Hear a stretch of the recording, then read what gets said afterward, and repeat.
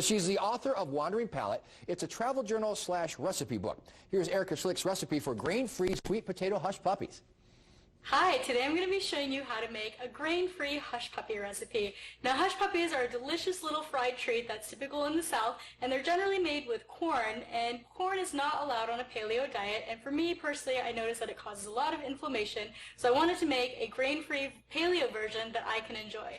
And so this one is going to be made with sweet potatoes, and we're going to be using cassava flour as well. So we're going to start with about 1 pound of mashed sweet potatoes, and I have 1 teaspoon of garlic powder, and I have 1 teaspoon of onion powder as well, and we've got a little bit of sea salt. This is about 1 teaspoon as well, and we have about 2 tablespoons of fresh chives, and we're just going to go ahead and give this a quick mix. I like to use a fork with it just so that the seasoning can kind of go between the fork and, you know, get through the sweet potato. And we've got 1 pack of bacon, and I've already gone ahead and cooked this, and this is going to give it a really nice crispy flavor.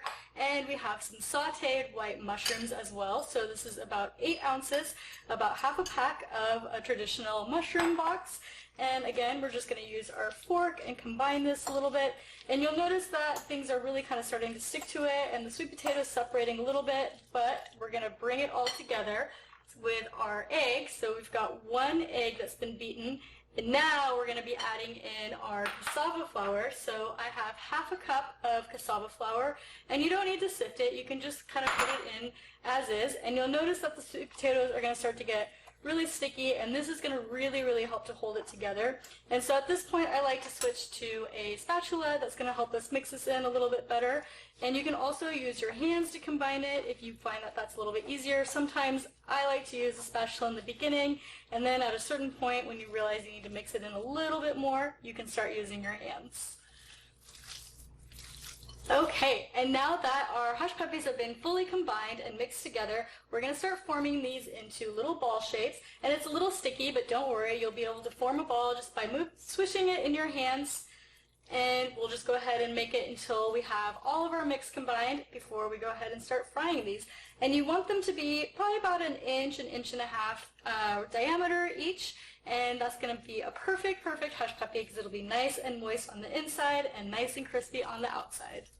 And now that we have our hush puppies formed, we have about 10 balls that we were able to make from the 1 pound of sweet potato mix. And we're going to go ahead and start frying these. And today we're going to be using a stovetop fryer that I have prepared with some coconut oil. And coconut oil is a really great fat. It's very stable at high heat, and it's going to be great for cooking these. Now, to cook our hush puppies, we have our deep fryer heated over medium heat with our coconut oil. And once it starts to simmer, you can go ahead and raise the basket and place the hush puppies into the basket and dip them into the fryer, and it'll take about 4 to 5 minutes for them to cook.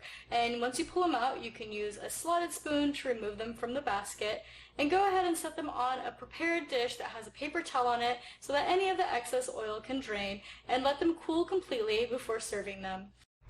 Okay, our hush puppies are fully cooled and ready to enjoy. So these are ready to go. I'm going to go ahead and take a bite and make sure that these turned out good. So good. The crunchiness of the bacon with the sweetness of the sweet potato and just the crunchy outside is absolutely delicious. You're going to love these. You're not even going to miss the hush puppies with the corn with this recipe. You can get this recipe on my blog, thetrailtohealth.com, and you can also get other delicious and healthy recipes in my cookbook, Wandering Palate, which is also available on my website and Amazon as well. I hope you enjoy the hush puppy recipe.